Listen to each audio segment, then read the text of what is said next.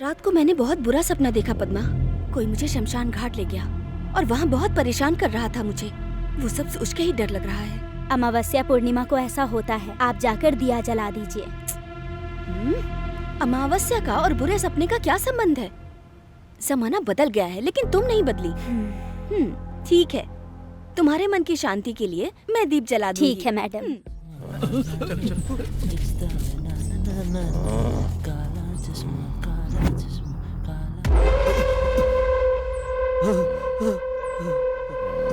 अरे आप मुझ पर क्यों गुस्सा निकाल रहे हैं? मैं तो भिक्षा मांगने के लिए आया था। गलत किया क्या? भिक्षा नहीं, तुम्हारे गले में रहने वाला वो लॉकेट। लॉकेट? कौन सा लॉकेट? देखिए।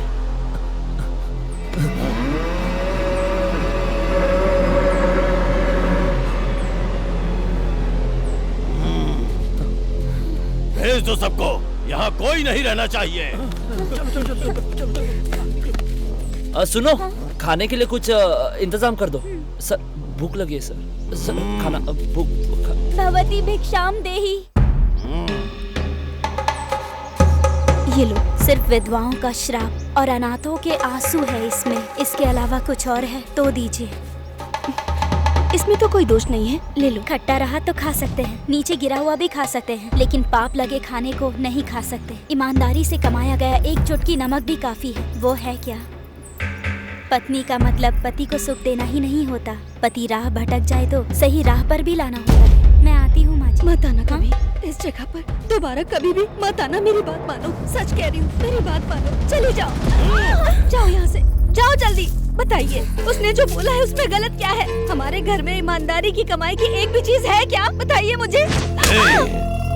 औरतों को सर झुका के रहना चाहिए, सर उठा के नहीं।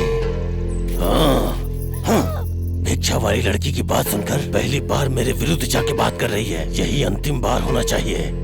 हाँ, मैं ईमानदारी से नहीं जी रहा हूँ, ईमानदारी से नहीं कमा रहा हूँ और ईमानदारी से मरूंगा भी नहीं। लेकिन इसके पीछे की वजह पता है? उस वक्त मैं 8 साल का बच्चा था, शास्त्र संप्रदाय के बारे में कुछ नहीं जानता था, धोखा अन्याय इन सब के बारे में कुछ नहीं जानता था। इस गांव में रहने वाले हर एक का मैंने दरवाजा खटखटाया। सबके पैरों में गिरकर बचाओ बचाओ चिल्ला रहा था मैं, लेकिन सबने मेरे साथ जैसे मैं गटर का कीड़ा हूँ ऐसा व्यवहार किया। मैंने अपनी जिंदगी में माँ बाप सबको खो दिया था, अकेला हो गया था। उन दिनों में मैंने जो आंसू बहाए हैं वही अब खून बनकर इस गांव में बह रहे हैं। आज मैं राक्षस बन चुका हूँ मानता हूँ, लेकिन उन दिनों में एक भिखारी जैसा जी रहा था। अगर आज मैं यहाँ पे हूँ तो इसी विद्या की वजह से, अपनी जान देने के लिए तैयार होने के बाद ही मैंने इस विद्या को सीखा। जो अपनी जान दे सकता है, उसके लिए तुम्हारी जान की क्या कीमत?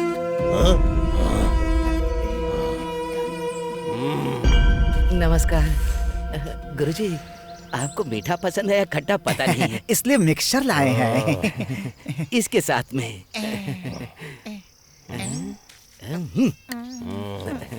कल जो आप काम करने वाले हैं उसे जी भर के देखने की एक आखिरी ख्वाहिश है।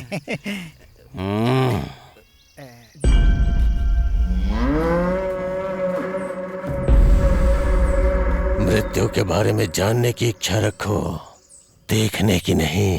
राजा को उस दिन जो ज्ञानोदय हुआ और उसके साथ साथ उस पुस्तक का रहस्य भी तुम्हें बताता हूँ। सबसे पहले वामाचार्य लोग मंत्र पढ़कर अपनी आंखों की पावर को बदल कर रख देते थे।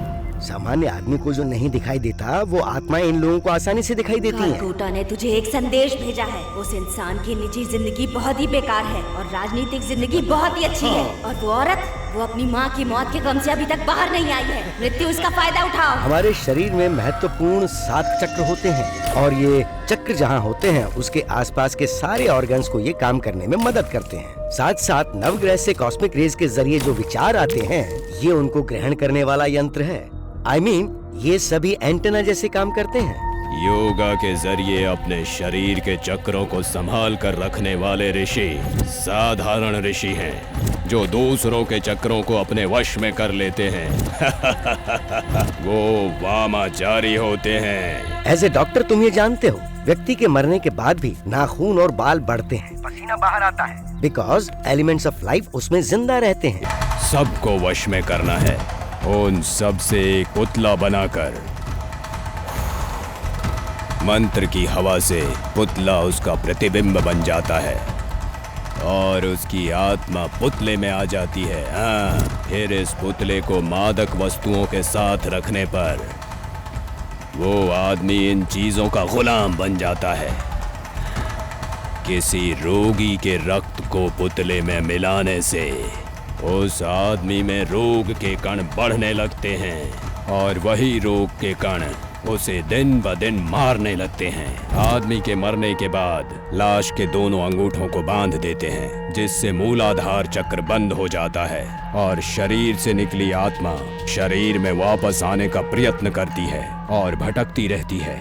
आत्मा शरीर से बाहर आती है मूलाधार चक्र के जरिए ही।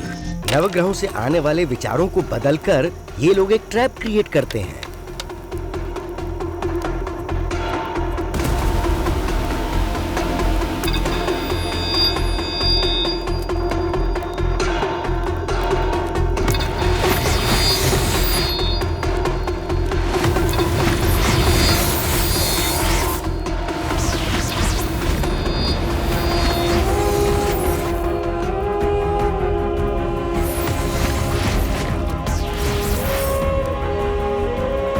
धन आ रहा है उससे दान धर्म करता रहता तो मैं जिंदगी कैसे जीऊंगी, इसलिए ड्राइवर के साथ में भाग रही हूँ। माँ के मरने से पहले एक बूंद पानी नहीं दिया, राजनीति क्या करेगा? राजनीति में अपना नाम बनाने के लिए तुमने हमारे लोगों की बलि चढ़ा दी। राजनीति में अपना नाम बनाने के लिए तुमने हमारे लोगों को बलि चढ़ा दिया। तुम भी तड़प तड़प कर मरोगे, बहुत बुरी मौत मरोगे तुम। मगर ये वामाचारी लोग जिंदा रहते हुए मूलाधार चक्र से बाहर आकर लोगों की हत्या करके वापस उसी चक्र के जरिए उनके शरीर में चले जाते हैं। What? इंटरनेट पर एस्ट्रल प्रोजेक्शन को सर्च करके देखो, तुम्हें सारी डिटेल्स मिल जाएंगी। वो आत्म रूप में आने के बाद कितने स्पीड से ट्रैवल कर सकता है? मे बी जो फोन पे हो सकता है वो आप कीजिए, वहाँ खुद जाके जो करना पड़ेगा वो मैं कर दूंगा।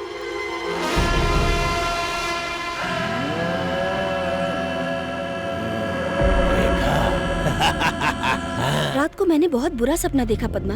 कोई मुझे शमशान घाट ले गया और वहाँ बहुत परेशान कर रहा था मुझे।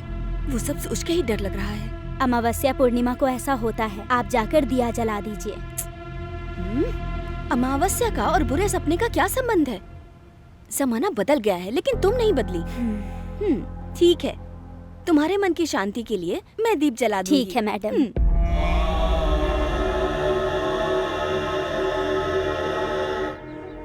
Doctor Sharma, scientist. हेलो, मेरी पहचान आपको ट्रू कॉलर के जरिए मिली है। फॉल्स कॉलर के बारे में समझाने के लिए मैंने आपको कॉल किया है। False caller? सबसे जरूरी बात यह है कि इंसान दो तरह से बात करता है। पहला, जब वो दुनिया से बात करता है तो वो ध्वनि के जरिए बात करता है, जबकि दूसरा, मनुष्य चुप रहकर अपने आप से मन में ही बात करता है। लेकिन अगर कोई हमें बिना दिखाई दिए हमसे बात करता है तो हम सोचते हैं कि हमसे हमारा मन ही बात कर रहा है। ये कहलाता है फॉल्स कॉलर। साइंस में इसे टेलीपैथी कहते हैं। What rubbish! भला कोई हमें दिखे बगैर ऐसे कैसे बात कर सकता है? इस तरह की बातें किसी पागल से जाकर करो, मुझसे नहीं। अरे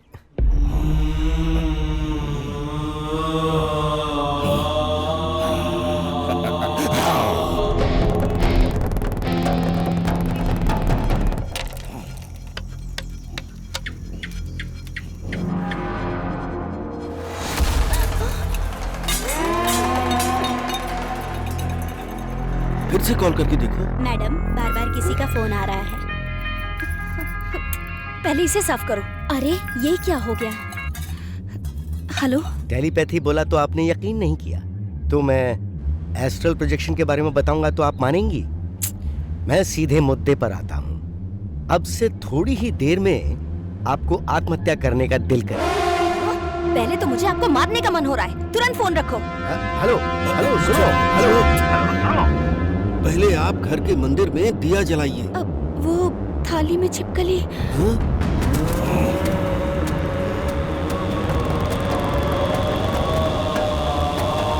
फिर एक काम करो, तुलसी के पौधे के पास जाओ, और तुम वहीं पर खड़ी रहो। जब तक मैं न कहूँ वहाँ से तुम हिलना भी मत। अब तुम्हें तुलसी ही बचाएगी। कल तक तो ठीक था, पता नहीं तुलसी का पौधा कैसे सूख गया, पता नहीं क्या होने वाला है। घर के ऊपर पूरी शक्तियों का प्रयोग किया हो तो ऐसा ही होता है, तुलसी का पौधा खराब हो जाता है। दिन रहते हुए भी दीपक बुझ जाता है। घर की दहलीज पर लगा तांबे का सिक्का भी जंग खा जाता है। एक्वेरियम में पलने वाली मछली पूरी तरह तड़प तड़प कर मर जाती है। कोई भी काम करने से डर लगता है, घुट घुट कर रोने का मन करता है, पूरा शरीर कांपने लगता है। और ये सब बुरी शक्तियों के प्रयोग का परिणाम है। रेखा, आओ रेखा, आ जाओ। आओ रेखा। अपनी माँ को देखने का मन नहीं करता है बेटी? आजा। रेखा, आ जाओ बेटी। अपनी माँ से मिलने का दिल नहीं करता क्या? आ जाओ बेटी, मैं तुम्हें अपना बनाऊंगी। आओ ना बेटी। आओ रेखा। बस एक पल का दर्द होगा। बस एक पल का दर्द होगा। ये फिल्म, राजनीति कुछ नहीं चाहिए। इस दुनिया को ही छोड़ देंगे। आ जाओ, चलो मेरे साथ।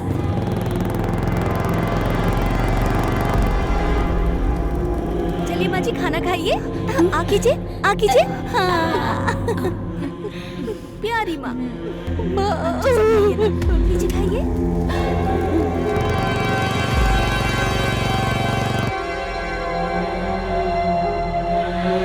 जब शबरी ने बुलाया तब श्री राम जी गांव में आए। मुझे नींद आ रही है। चलिए आइए मेरी प्यारी माँ।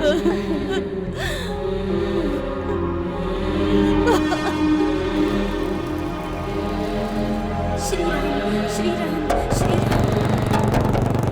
पद्मा, जी मैडम। तेरी बेटी स्कूल से आ गई होगी, तू जा।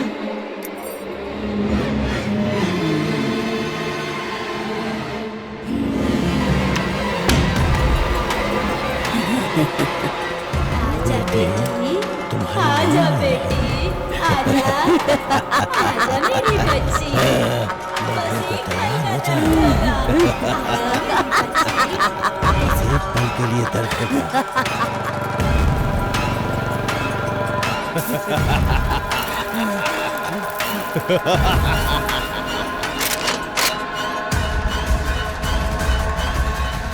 बस एक पल का दर्द होगा। माँ, मैं आ रही हूँ।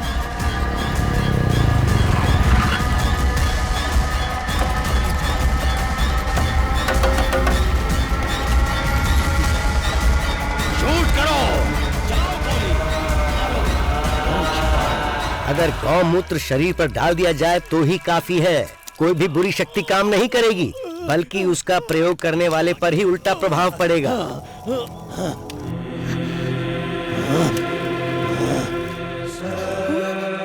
कौन था? कौन था वो? जिंदगी में पहली बार किसी ने मेरे काम में बाधा डाली है। कौन था वो?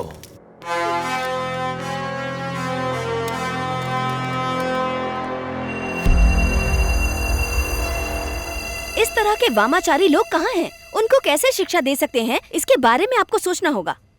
Specially this fellow. Okay, thank you. ऐसा पहली बार हो रहा है कि मुझे अपना माथा खुद पढ़ना पड़ रहा है। हाँ, हाँ, हाँ,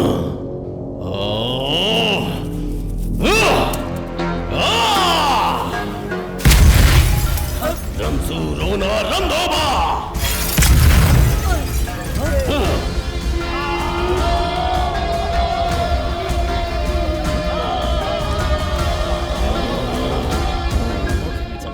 ठीक है। हेलो हेलो मृदु मृदु हेलो हेलो मृदु